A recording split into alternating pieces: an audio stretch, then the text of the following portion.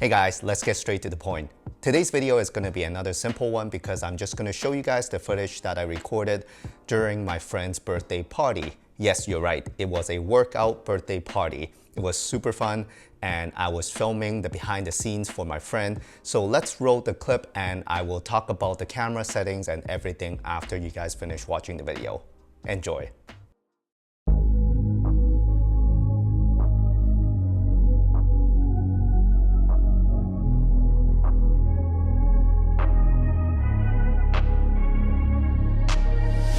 I'm changing who I am. I'm making a new plan, rearranging my life, and I won't look back ever again. You ain't see me activated. You better hope that you never see me agitated. I think about my actions, plan them out, evaluated. That's how I end up on the top, man, I'm calculated. My mind's a weapon, my body is the engine. I'm never second guessing, I just do what I was destined. Cause I feel I got the blessing, persistence and obsession. That's how you keep progressing, I already learned that lesson, yeah. I'm changing who I am. I'm making a new plan, rearranging my life, and I won't look back ever again. You can't stop what's moving. You can't stop what's moving. I'm changing my life and I won't look back ever again. No fear, see clear, you deserve to be great. I know it feels like things get in your way. Push through those walls and the others will fall. Sit up, stand tall, you can get through it all. I need some energy, anxiety's no friend to me. So that was the video and I really liked it because of the image quality coming out of the camera that I used. I think I mentioned it a couple of videos ago that the video I used to film this birthday party was actually the pocket-sized camera, the Sony ZV1. Not the Sony ZV-E1 or E10, but the Sony ZV1 Mark 1. I was blown away by the image quality coming out of this camera because I did not expect myself being able to use a pocket-sized camera to film behind the scene and yet have such high quality images.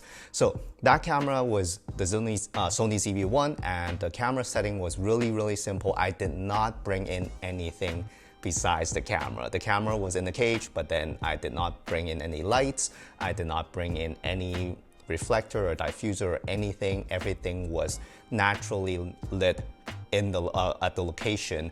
That was a really nice gym. I've never been to such a nice gym before, and they have really nice natural sky panel, skylight, and also some tungsten tubes in the gym area. And I decided to have my camera white balance set to 6,000 Kelvin. You might be wondering why, because on that day the sky panel, the sunlight was quite cold for whatever reason. Sometimes maybe because of the cloud and everything, it was around 6 or 7 p.m. in Vancouver and it was quite blue. So I set the white balance to higher to counter that blueness and make it warmer.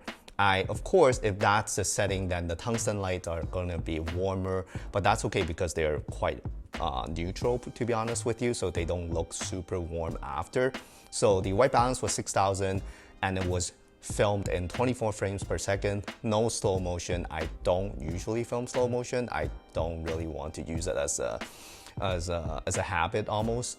And then I was at 1/50th of a second shutter speed because this camera doesn't have 1/48th of a second because this is a pocket-sized camera. They don't expect you to use this for like a job or anything like that. But I am really confident to say that I can definitely use this camera that you're looking at right now actually for jobs because the behind-the-scene quality was really good. And I had my ISO set to around, I was jumping between 600 to 1600. I think the max ISO I went was 2000 when I went to like the darkest part of the gym, but then overall nothing more than 2000 because even at 2000 ISO, the noise is gonna be a lot on the image and you need to spend a lot of time cleaning it and you can't really raise the shadows.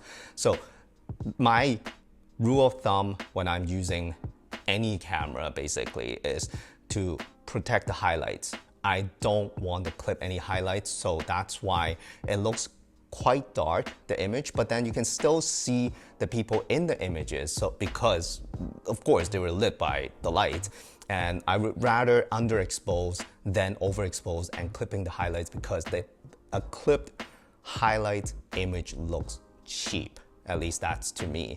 I would rather have something darker. Even when you're looking at this image right now, my face is quite dark on one side. I like the contrast, but I don't like it if something is clipping on my face. So let's say if I put my hand closer to the key light right here, I only have one light, with a lantern, you can see that maybe these parts are already clipping.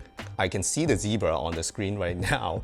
I have the zebra set to I think 75 on the ZV1 because I know that the clipping point is really low on these cameras. They don't have the best dynamic range. So rule of thumb for me, at least, whenever I'm filming, I always protect the highlights. I'd rather have everything, not everything, but I would rather have something crushed in the shadows than having something clipped in the highlights, because those clipped highlights are not recoverable. But crushed shadows, you can still try to recover them, but then they look much better than a overexposed image. So that's the rule of thumb.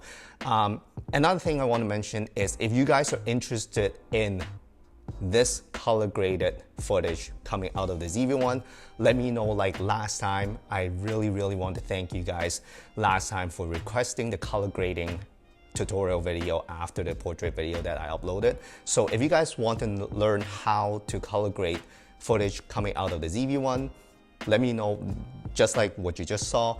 Let me know down in the comment section below again, and we will try to work on that color grading tutorial and upload it after. And that's it. This is just a quick video. I really enjoy using the ZV1, and I'm sure I'll use this for more projects, and I will upload them for you guys. Thank you so much for watching, and I'll see you guys in the next one.